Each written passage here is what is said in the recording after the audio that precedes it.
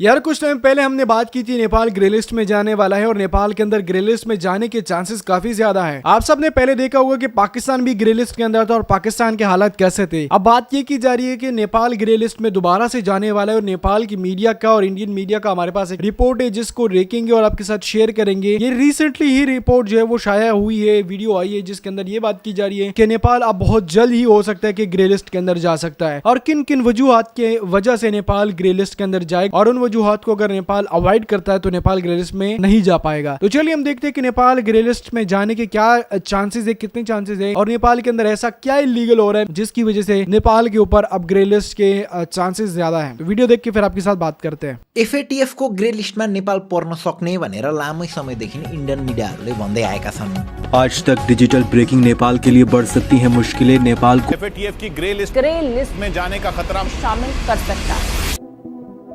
कतिले त नेपालको इकोनोमी कोल्याप्स हुँदैछ, नेपाल अब नेक्स्ट श्रीलङ्का बन्छ पनि भन्दै आएका छन्। तर नेपाली मिडियामा भने यो बारेमा खासै आर्टिकलहरू समाचारहरू केही पनि भेटिँदैन। आखिर के हो त एफएटीएफ भनेको अथवा ग्रे लिस्ट भनेकै के हो त? ग्रे लिस्टमा पर्दा नेपालले के सुविधाबाट वञ्चित हुनुपर्छ? नेपालको इकोनोमीको हालको अवस्था के छ त? आउनुहोस् सबै बुझ्ने कोसिस गरौँ आजको इनडेप्थ स्टोरीमा। अहिले विश्वको जीडीपीको 43% हिस्सा जम्मा 7वटा राष्ट्रहरूको समूहसँग छ।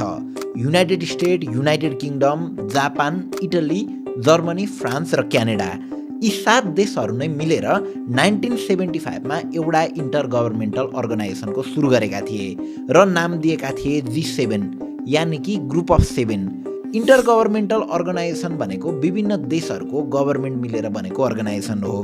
बुझ्नलाई अहिले हाम्रो सार्क जस्तै भनेर बुझ्दा हुन्छ।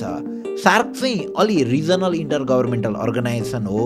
यसको मेम्बर हुन साउथ एसियाकै राष्ट्र हुनुपर्छ। तर G7 भने अलि रिजनल भन्दा पनि अलि बढी पावरफुल इकोनोमी भएका कन्ट्रीहरूको ग्रुप हो।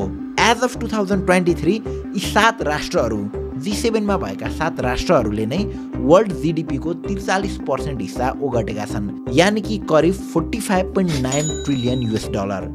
अब यो बाहेक अर्को ठुलो इन्टर गभर्मेन्टल अर्गनाइजेसन पनि छ र G7 को कम्पिटिटर हो भनेर पनि भन्ने चलन छ। नाम हो ब्रिक्स।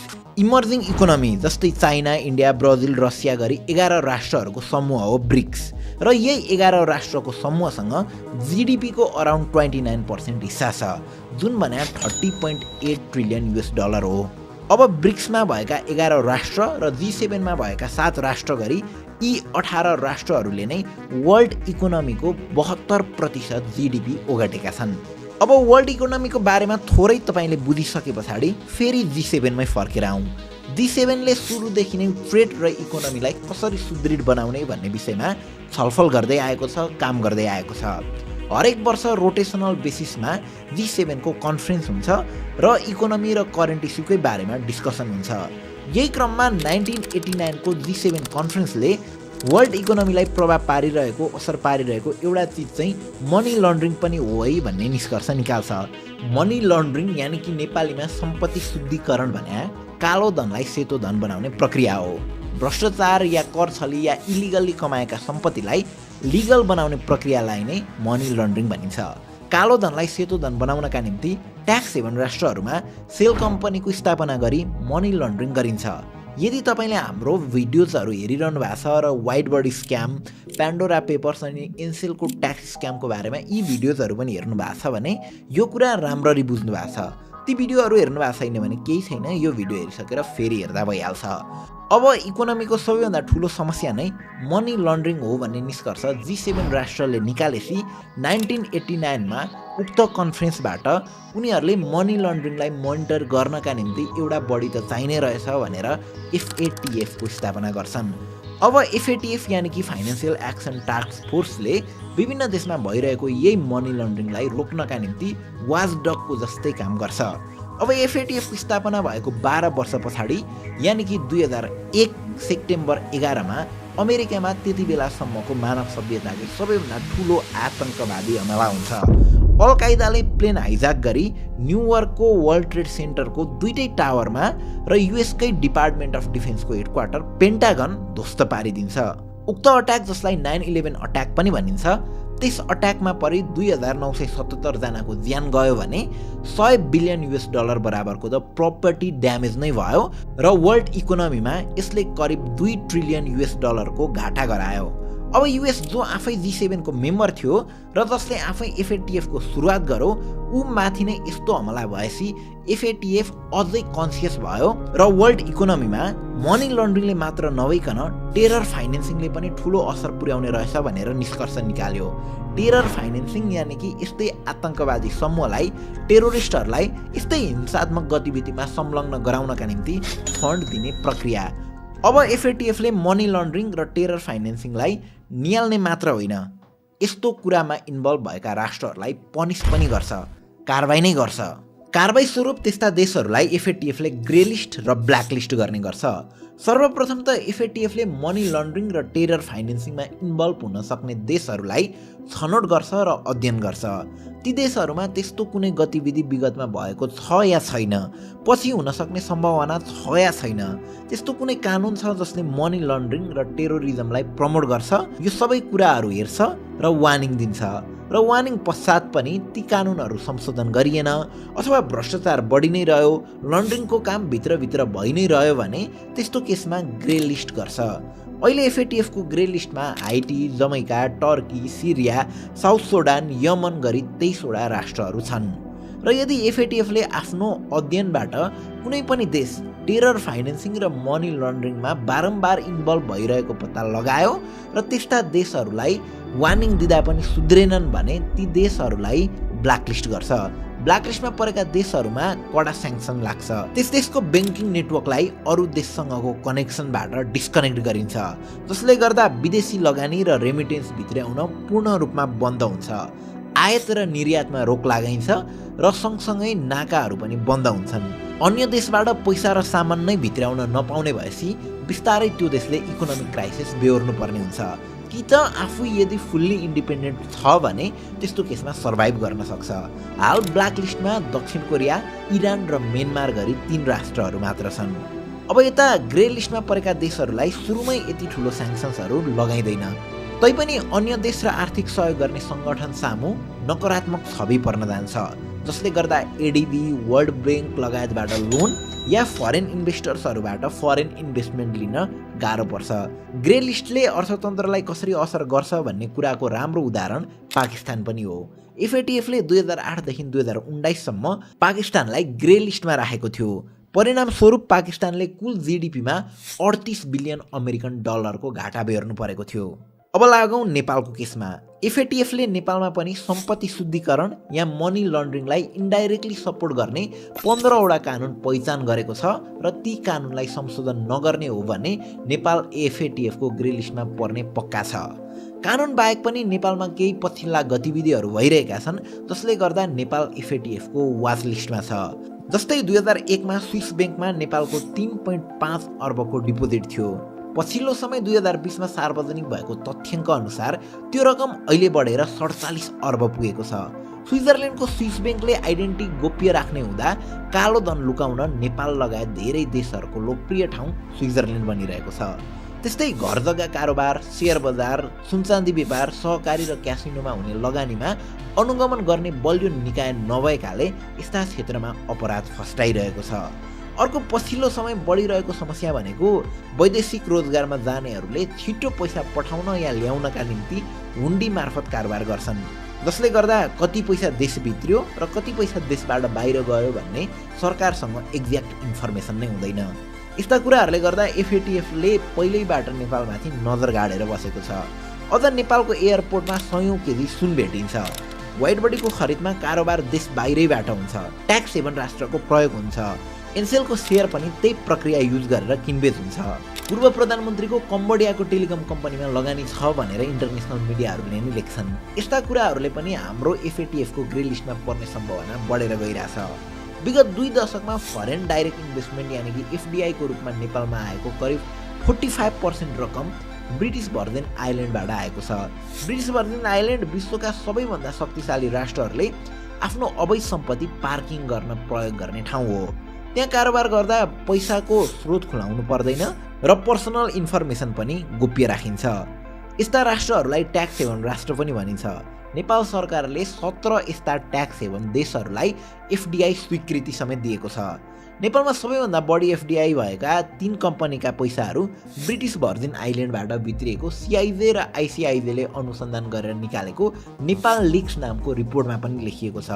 ती कम्पनीजहरू उपेन्द्र महतोको स्वामित्व रहेको रेवन बिजनेस लिमिटेड, विष्णुप्रसाद न्यौपानेको स्वामित्वमा रहेको सौरभ ग्रुप अफ कम्पनी र नेपाली कङ्ग्रेसका केन्द्रीय सदस्य तथा पर्यटन व्यवसायी राजेन्द्र बजगाईको स्वामित्वमा रहेको सिल्भर हेरिटेजहरू हुन्।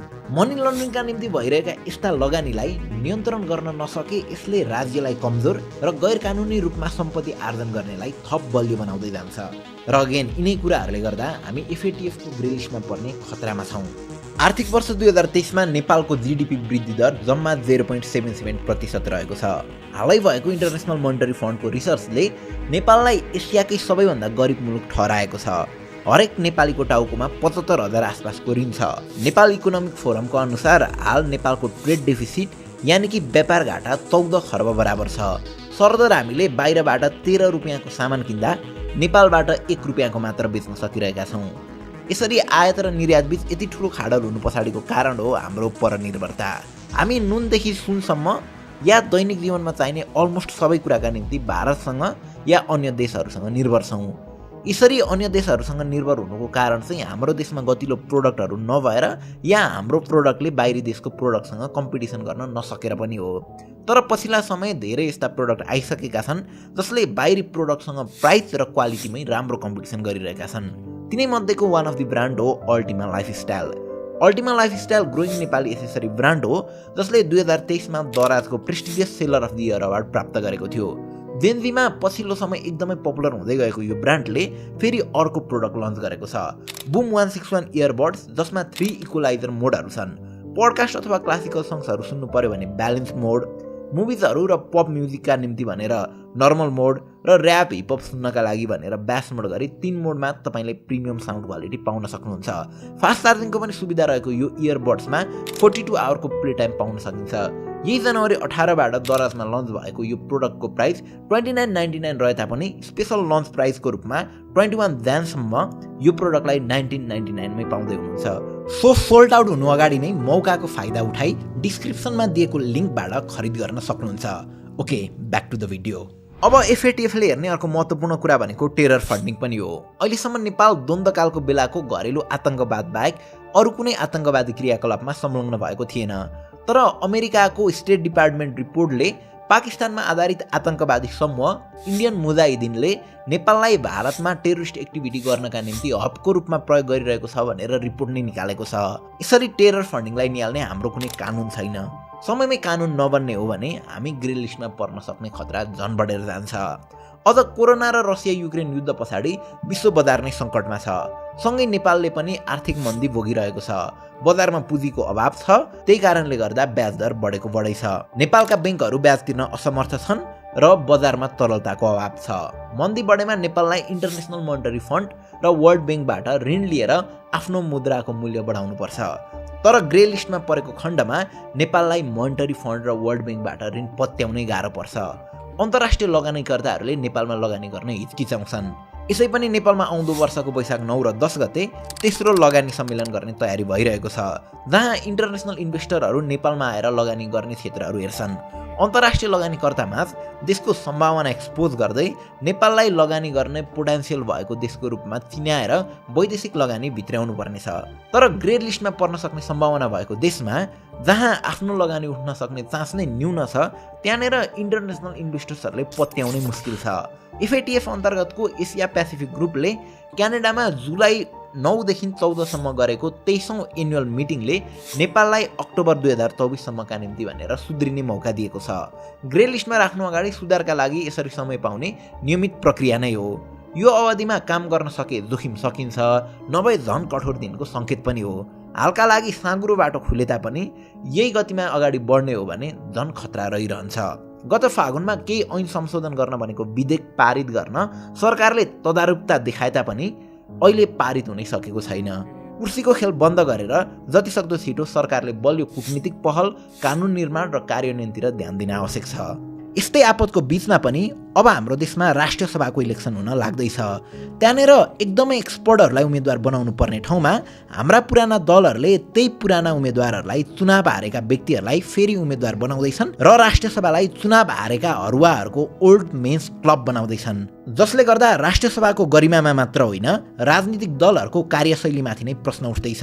यही बारेमा डिटेल्ड भिडियो हाम्रो इन्डेक्स स्टोरीमा अब छिट्टै आउनेवाला छ। त्यसका निम्ति च्यानल सब्सक्राइब गर्न नछुटाउनुहोला। हस्त, थ्याङ्क यू फर वाचिङ।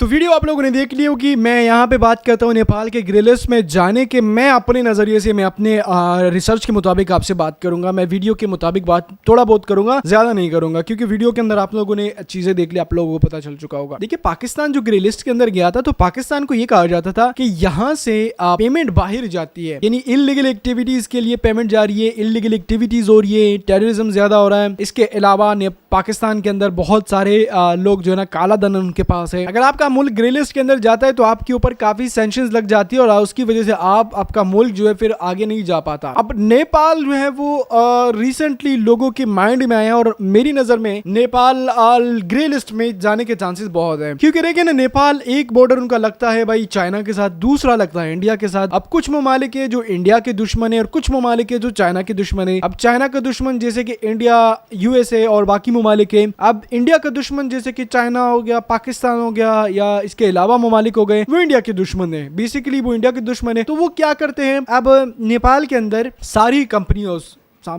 मतलब आर्मी के, जैसे कि उनकी इंटेलिजेंस एजेंसीज होती है, उनके बंदे मौजूद है। ये बात तो मैं 100% श्योर से कह सकता हूँ कि उनके एजेंसीज सारे जो एक दूसरे के दुश्मन है, वो सारी एजेंसीज नेपाल के अंदर मौजूद है। और पाकिस्तान की आर्मी का एक जनरल जो था वो नेपाल के अंदर कैसे गुम हो गया, वो आप सबको पता है। आज तक उसका नहीं पता चल पाया, क्योंकि नेपाल के अंदर दूसरे ममालिकों की एजेंसीज मौजूद है, खास करके रो ज्यादा है। रो जो है वो इंडिया की एक इंटेलिजेंस एजेंसी है। पाकिस्तान का एक बंदा पोखरा पे उतरता है, पोखरा से फिर वो दूसरी जगह पे जब जाता है, एयरपोर्ट से ही गायब हो जाता है कि वो कहां गया, कैसे गया, और आज तक उसका पता नहीं चल पाया कि वो जिंदा है या मरा है। तो इसी तरीके से बहुत सारे कंपनियों के या बहुत सारे एजेंसीज के बंदे वहां पे मौजूद होते हैं। तो अब उनके पास जो पेमेंट आती है वो इलीगल तरीके से आती है ना। उनके पास जो पेमेंट आएगी वो लीगल तरीके से तो नहीं आएगी। अगर लीगल तरीके से आएगी तो लोगों को पता चल जाएगा भाई आपके मुल्क के अंदर कौन सी एजेंसी है, कौन सी एजेंसी नहीं है। तो इसी तरीके से फिर इंडिया वाले क्या करते हैं, कि अपने काले धन को नेपाल बेचते हैं, यहाँ पे उसको नेपाली के अंदर कन्वर्ट करते हैं, फिर इसने किसी तरीके से इसको डॉलर के अंदर कन्वर्ट करके फिर बाहर ममालिक बेचते हैं।